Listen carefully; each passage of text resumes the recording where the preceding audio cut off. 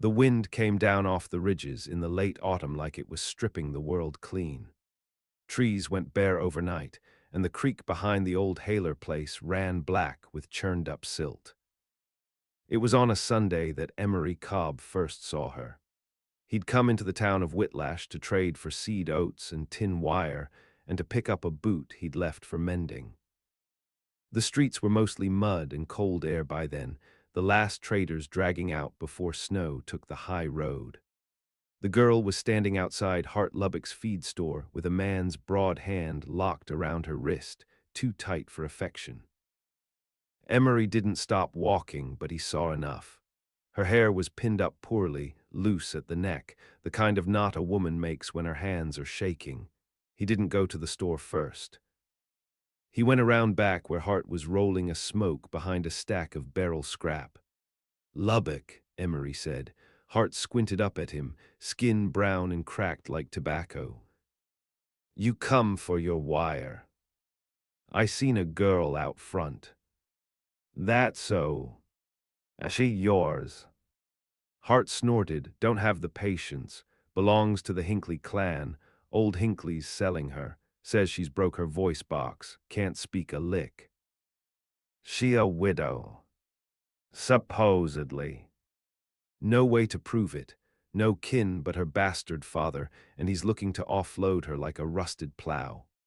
Claims she was married off in Shelby, but her man died quick and left her cursed."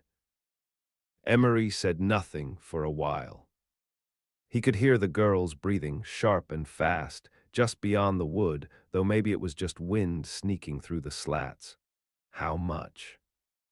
$6 and a pair of good boots." "Done." Lubbock's laugh came low and wrong. "Hell, Cobb. You gonna try and make a wife out of that?" "No," Emery said. "I'm gonna make her useful." She didn't speak on the ride back to the homestead, not once. She sat in the buckboard like driftwood, eyes fixed on the dark teeth of the sweetgrass hills in the distance.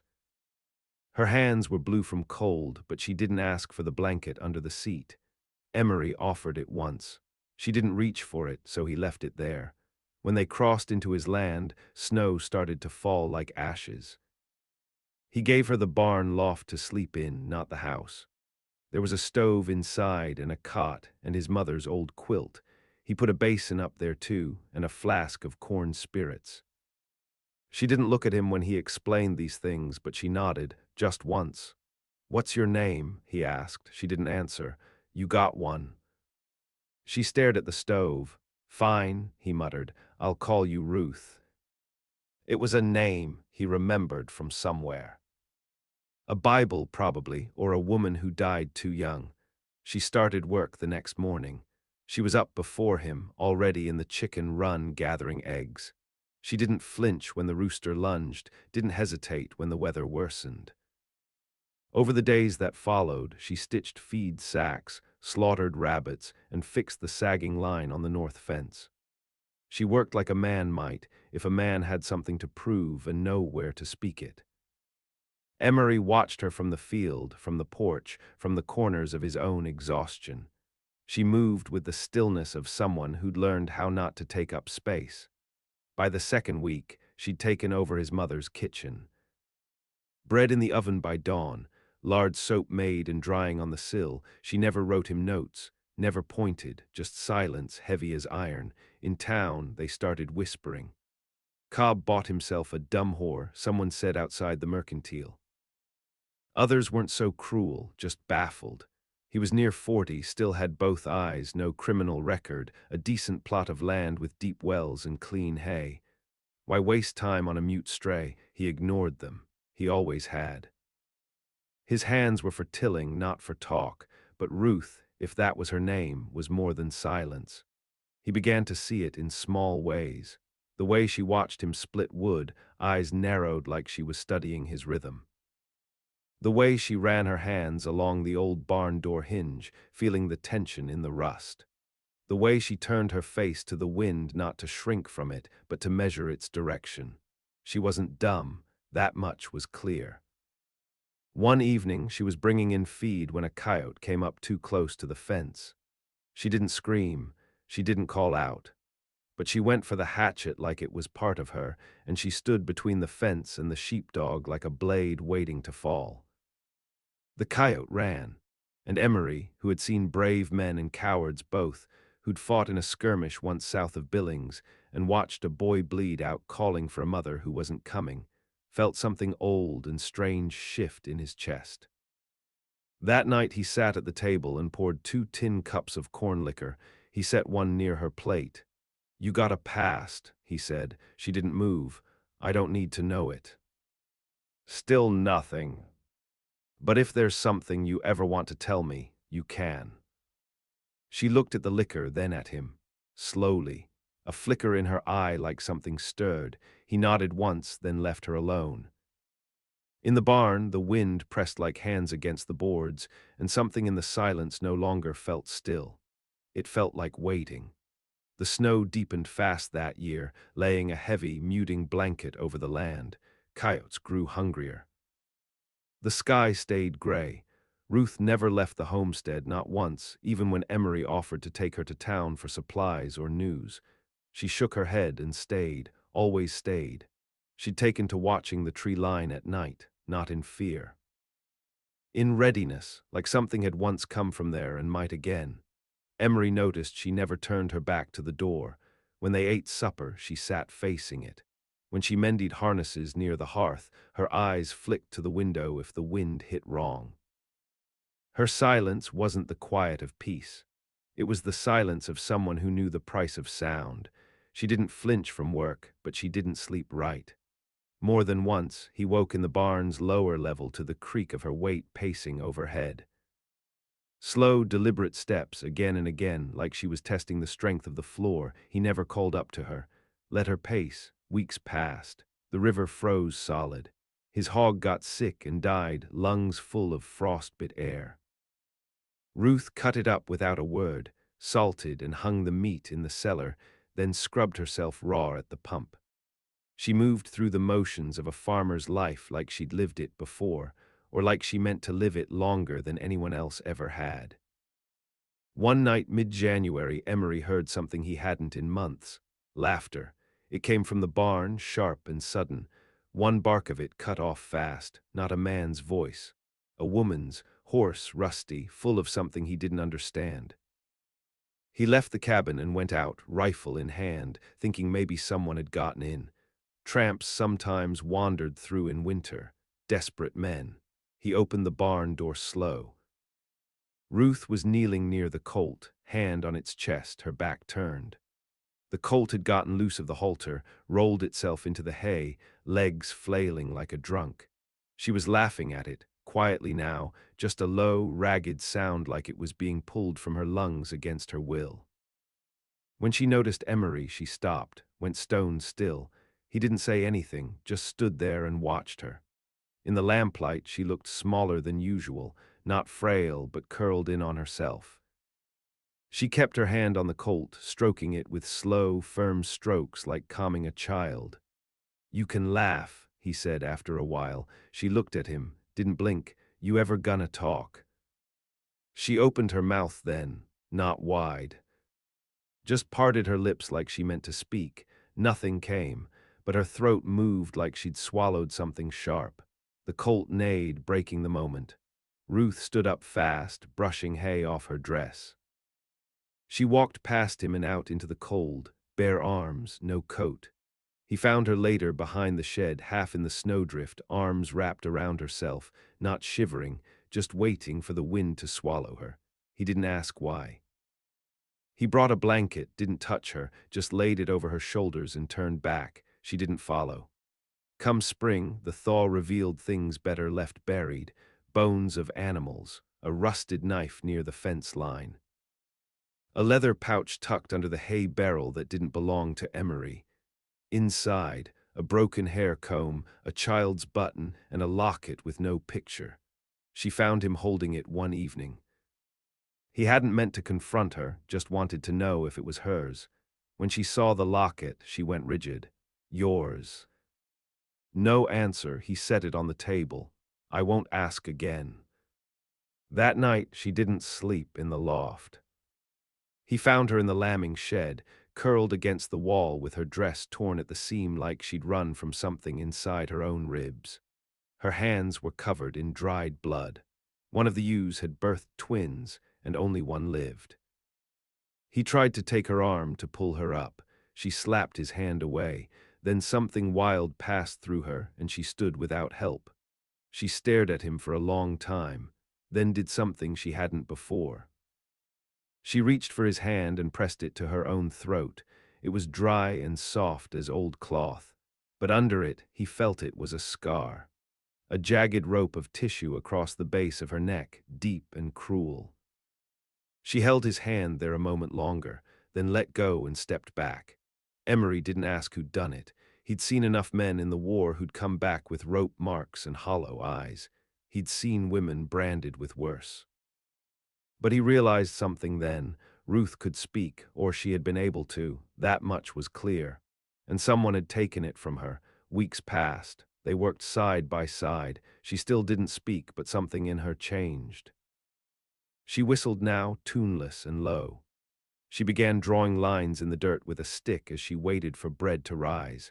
Symbols he didn't recognize, circles and lines and half-formed words. He never asked what they meant. One evening, mid-April, a rider came up the road. Emery saw the dust trail long before the horse. A man, rough coat, wide-brim hat, limp in one leg. He rode like a man who'd been looking for something and didn't like what he'd found. Emery stepped out with the shotgun. Ruth was in the barn. He heard her stop moving the second the hooves hit gravel. "Help you," Emery called. "Maybe," the man said. "Looking for a girl, mute, about so tall. Ran off from her people." "What people's that?" "Her kin," the man said, smiling without warmth. "Don't matter who I am, just want what's owed." "She owe you." "Not me, her pa paid me to find her. Said she was unwell, prone to wander. Dangerous even, might have slit a man's throat out in Shelby. Hard to know, she can't tell us." Ruth stepped out of the barn then, not sneaking, just calm, barefoot in the dust, sleeves rolled. Emery looked at her. Her face had changed. It wasn't fear, it was rage. She walked toward the man without blinking. He watched her come like she was a ghost. "She yours?" he asked Emery. "No," Emery said, "she ain't." The man chuckled. "Well, she will be, one way or another." Ruth raised one hand then, just held it up, palm out, and finally she spoke. Her voice was low, broken at the edges, full of gravel and rust, but it came. "I ain't going back." The man looked stunned. "You can talk." "I can kill," she said, and the way she said it, there was no doubt. The man didn't dismount, didn't move at all for a breath, like her voice had knocked the bones out of his body. Then his eyes sharpened. "That's a threat." "No," Ruth rasped. "It's history." She turned and walked back to the barn, her hands empty, her shoulders squared. The man watched her go, then spat in the dirt. "She's got a bounty," he said, quieter now. "Don't matter what you think she is to you. She's marked." "I don't give a damn about bounty," Emery said, "and I don't see your badge." The rider's mouth twitched. "I'll be back with paper and more men." "She's got things to answer for." "She already has," Emery replied. The man rode off slow, not retreating but calculating. By dusk, Ruth had moved all her belongings into the cellar. Not to hide, there wasn't fear in her eyes anymore, but to position herself. She pulled up floorboards to lay iron tools. She greased the hinges on the storm door. She oiled Emery's spare rifle. She didn't ask permission. And he didn't offer protest. She sat at the table with him after dark, didn't eat, just watched the fire flicker in the stove, face hollowed by it. Emery said nothing. After a long silence, Ruth spoke again. Her voice was stronger than before, but still stitched through with damage. "They sold me first in Shelby, after my husband was hanged." She didn't look at him as she said it. He wasn't guilty, but he was from Arkansas and had black in his blood. They claimed he stole a horse, hung him on a post while I watched. I screamed. That was my first mistake. Her fingers gripped the edge of the table. They beat me for that, took me into a back room, tried to cure the noise. One of them slit me here, she pointed to the rope scar across her throat. Didn't kill me, but it stopped the screaming. Emery didn't interrupt. My father found me in the street, took me home, then sold me again. Told folks I was cursed, made them believe I brought ruin to every man I touched. Her eyes turned to him now, cold and sharp. They weren't wrong. He said nothing. She looked at the fire again. I killed a man after that. One of the ones who held me down, buried the knife under his ribs while he slept. She didn't say it with pride, just fact. Since then, I've run. Every place I've stopped, someone tried to own me. Until now. She looked at him, and for the first time since he'd known her, there was no mask on her face. I don't know what you want from me, Emery Cobb, but if you ever try to sell me like the rest. He didn't let her finish. I won't, he said, a long silence. Then she nodded. The next morning he found her in the field digging post holes. The earth was still stiff from the tail end of frost, but she worked like it owed her something. She didn't pause even when he brought her water. He worked beside her that day, didn't talk, just dug. Post after post until the sun hung low and red and their hands bled from the shovel handles. When they finally stopped, he asked, "You ever plan to leave?" She wiped her brow with a strip of torn cloth. That man'll come back. I know. He'll bring others. I'll be here. She looked at him long, like she was trying to see something deeper than words. Then nodded. 2 days later, the rider came back, not alone, 4 others with him. One wore a U.S. deputy's badge that looked new enough to still smell of polish. They came up the road just past noon, sunlight catching on their rifles. Ruth didn't run. She stood on the porch, shotgun over her shoulder, and waited. Emery was by the barn, hoe in hand, face unreadable. The men dismounted slow. The one with the badge stepped forward. Miss Ruth Hinckley, by the authority of the county of Teton and the township of Shelby, you are under arrest for the murder of Roy Eckhart. Ruth didn't flinch. You got proof? Emery asked. The deputy held out a folded piece of paper. Emery didn't take it. He raped her, he said instead. Weren't no trial, the man muttered. There wouldn't be, Emery said, not for the likes of her or me. The deputy's face twisted. You obstructin' justice, Cobb.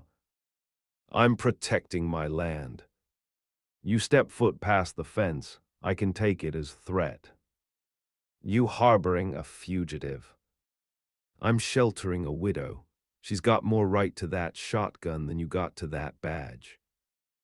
The men hesitated. One spat into the dirt. Another shifted his hand toward his holster. Ruth didn't move. Her silence was louder than thunder. I ain't going, she said finally, voice breaking a little.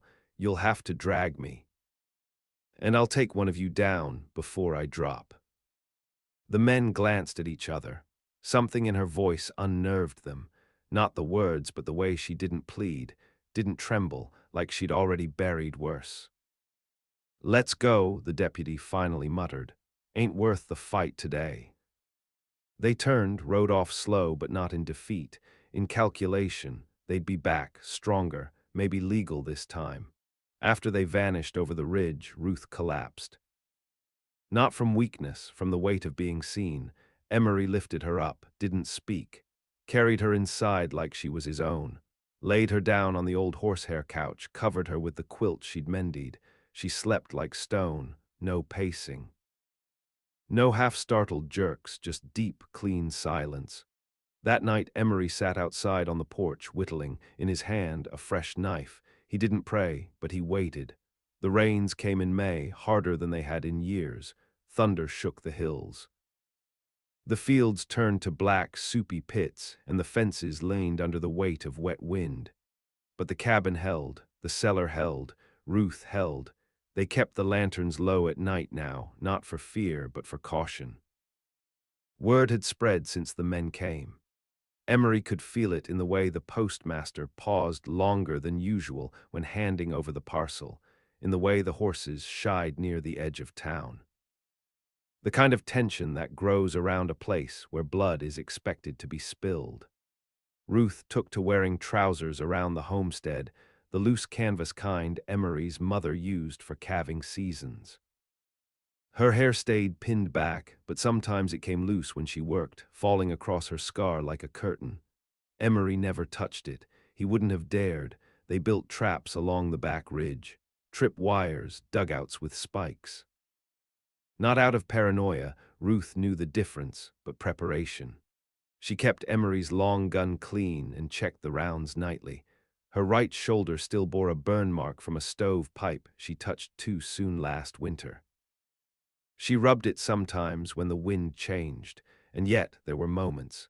He caught her humming once, barely audible, as she stirred a pot of beans. The tune had no name, but it sounded like something remembered from before ruin.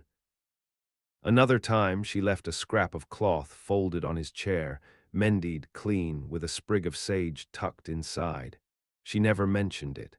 They didn't speak of love, that would have been foolish, but something thick as marrow had begun to bind them. He felt it when she stood behind him on the porch, arms crossed, watching the road for shadows. He felt it when she took the pistol from the windowsill and loaded it without looking, muscle memory precise and cold. She'd come from fire. That was clear, but she hadn't burned up. She'd become something else. Then came the letter, delivered by a rider with a limp and a mouth full of lies. The man didn't even dismount. Just tossed the sealed envelope into the mud outside the gate and rode on. Ruth didn't open it. Emery did. Inside, a warrant, but not from Shelby, federal ink, territory seal. They'd gone higher now. The name listed was Ruth Hinckley. It was Ruth Cobb. She saw the name and didn't blink. Emery waited. They filed marriage papers, she said flatly, not by me. They forged it. Means they can arrest you for harboring your own wife. Emery felt something old coil inside him. Not fear, rage. What else they say? They're coming with papers, no trial, just detention. She looked at him. They mean to disappear me.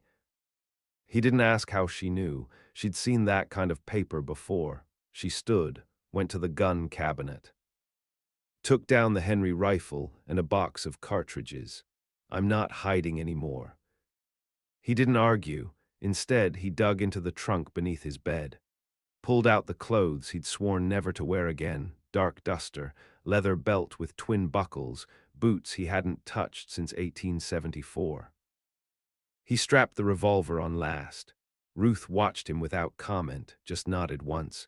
They didn't say goodbye to the homestead. They didn't need to. By dawn, they were headed north through the gorge trails, up toward the old mining country where no law reached.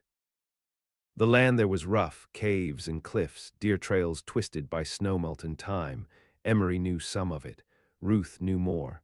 She led them to a half-collapsed shack built into the side of a ridge. The roof was gone, but the root cellar was intact. She opened it like it was hers. Stayed here one winter, after I ran.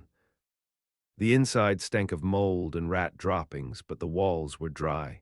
They lit no fire, ate cold beans, slept in shifts. 3 days passed, then movement. Tracks in the dirt, cigarette ends too fresh to be wind-blown, horse manure in a pattern, 5 riders, maybe 6. They found the cabin, Ruth whispered. Emery looked out at the slope. They'll comb this ridge next. She nodded, then unwrapped a cloth from her satchel. Inside, the locket, the one he'd found in the barn months ago. She opened it this time. Inside was a scrap of a drawing, not a photograph, a boy's face, messy charcoal lines, wide eyes. My brother, she said. Emery said nothing. They took him first. That's why I stayed silent after. I thought if I shut up long enough, someone might listen, but silence didn't save him, and it won't save me." She closed the locket, tucked it in her shirt, and stood. "I'll lead them into the gorge." "No," Emery said, "we take them together. I won't let you die for me. I won't let you die at all." They didn't argue further. When the riders came at dusk, creeping through the birches like ghosts, Ruth was already waiting behind the outcrop. Emery took the high position behind the shale wall. They didn't speak, didn't look at each other, just moved like clock hands set to one purpose. The first man stepped into the clearing and took a bullet to the chest, dropped like a sack. The others scattered. Gunfire lit the gorge. Ruth moved fast, sliding between shadows, her shotgun barking fire. Emery covered her, dropping one, then another. A fourth tried to flank but tripped Ruth's snare line and got a stake through the thigh. It was over in 7 minutes. Blood soaked the moss. A rifle still smoldered in a man's dead hand. Birds screamed overhead, then fell silent again. Ruth stood over the last man, the deputy who'd forged the papers. He was gasping, a hole through his side. "You don't know who she is," he wheezed. "She's mine," Emery said. The man tried to spit, failed. Ruth looked down at him, then knelt. "Tell them," she said. "If they send more, they'll end the same." The man whimpered. She put her boot on his wrist. "Tell them." Then she stood and walked away. They left him alive, not as mercy, but as warning. At the top of the gorge, Ruth looked back once. Her voice was steadier now, rough but sure. "I want to build something," she said. Emery didn't ask what. He just followed. They settled near the bitterroots by early summer, where the land curved like a sleeping woman and the pines stood black against the sky. Emery found an old trapper, cabin 3 miles west of the logging road, roof half caved but walls still strong.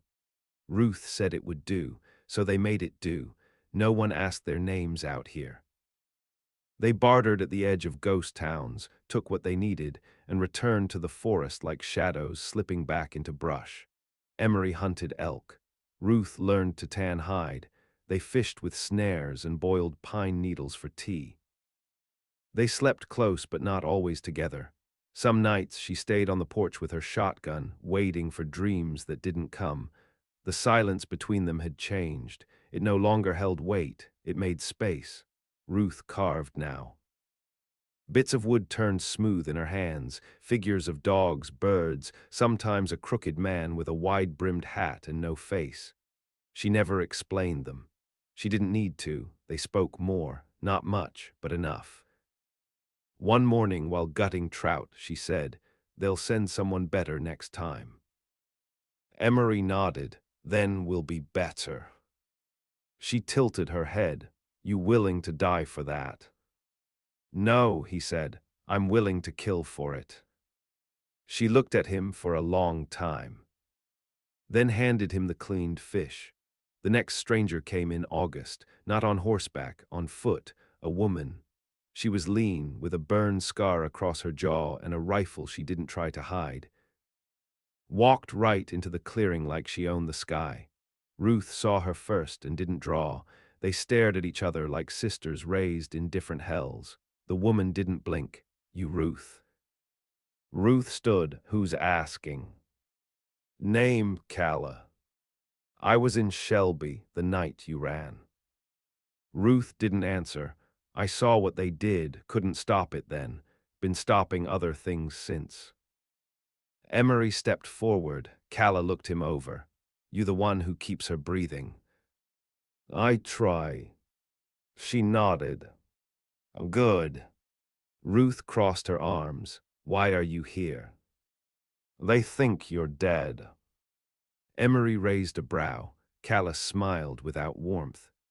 "The man you left alive crawled back to Shelby, told a tale so warped nobody believed it. Said you cursed the whole unit. Said your eyes turned black and your blood ran cold. They said he lost his mind. They buried him in the asylum 2 weeks later." "So they stopped hunting?" Ruth asked. They paused.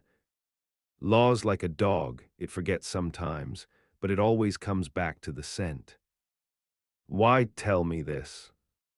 Calla shrugged, because I believe you lived, and because I wanted to see what a woman looks like after the fire don't kill her. She stayed that night. Ate with them, told stories of towns gone wrong, of women dragged into jails and never returned, of marshals bought cheap and judges blinder than snakes. In the dark, Ruth finally asked, "You ever kill one?" Calla didn't answer for a long while. Then not fast. They drank after that, corn whiskey bitter as bone. When Calla left at dawn, Ruth walked with her to the tree line. "You find others like me?" Ruth asked. Calla nodded. "A few, scattered, hidden." "Where?" "There's a place, no name. Up north past the line." Ruth said nothing. Calla placed a folded paper in her hand. "Map, if you change your mind." Ruth burned it that night. Emery watched the flame curl and twist in the basin. "Why? I already have a place."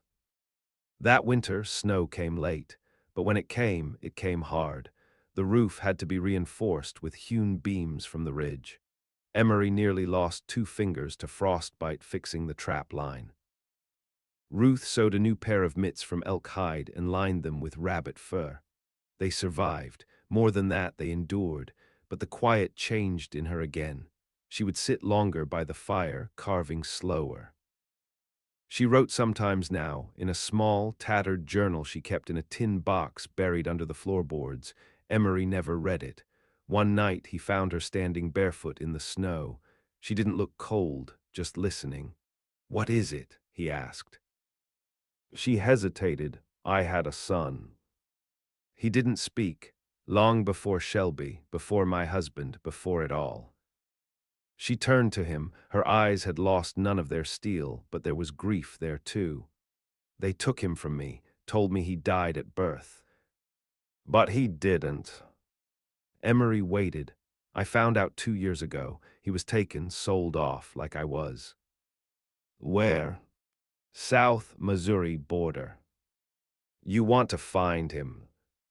She nodded once. "I will," she said, "but not yet."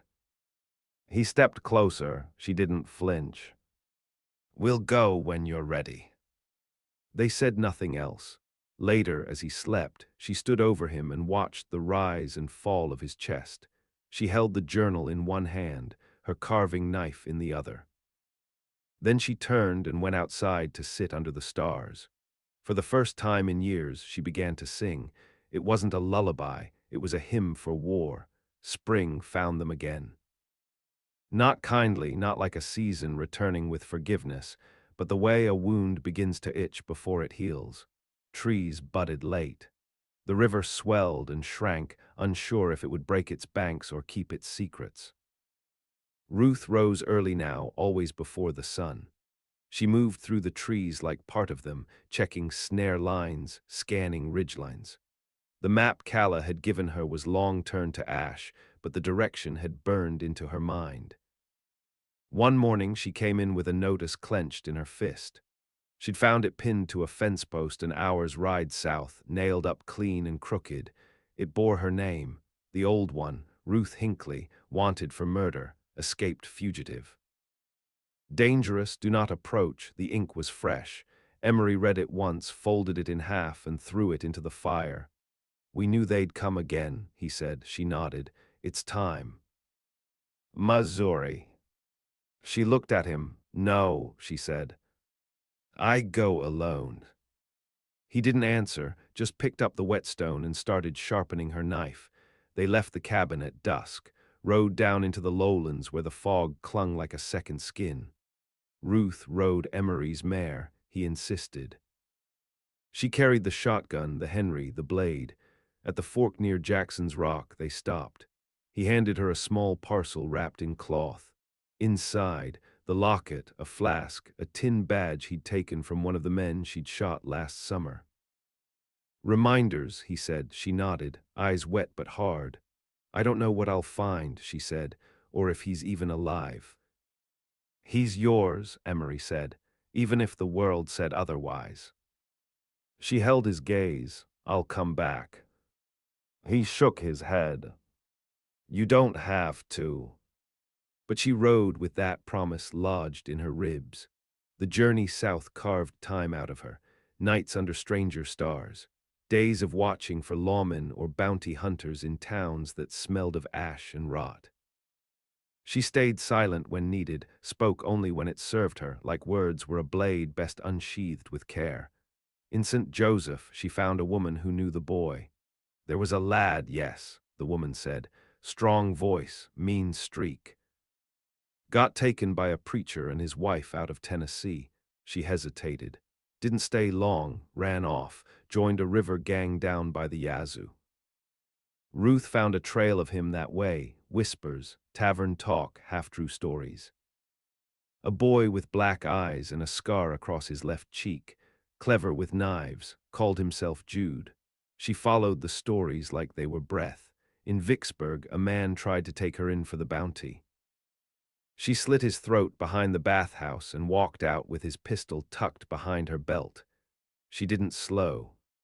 Jude was 20 when she found him, older than she remembered him being, though she'd never truly seen him grown. He was at a card table outside a brothel, laughing like he meant it, hands quick, movements careful. She watched him from across the street. He didn't see her. Not yet. Later, when she slipped into the alley behind the saloon and waited, he came out whistling. She stepped from the shadow. He drew on instinct, blade out, then stopped. His eyes scanned her. Slow, searching. You lost? He asked, wary. No, she said. Her voice cracked. You are. He stared harder. Something flickered in him. Recognition, but not belief. Who the hell are you? She stepped closer, took the locket from her shirt and opened it. I'm the one they told you was dead. His breath caught. And for a moment he was no longer a blade boy on the edge of crime. He was a child who'd been stolen. He didn't embrace her. She didn't ask him to. But he sat with her that night, and they talked until the oil lamp burned low. She told him about snow, about silence, about Emery. He told her about riverboats, about knives in the dark, about never knowing who he belonged to. You do now, she said. And when she left Vicksburg 2 days later, he rode with her. Back north, over land gone sour with dust and blood. They took no straight path, too many eyes, too many memories, but they reached the Bitterroots before the first frost. The cabin still stood.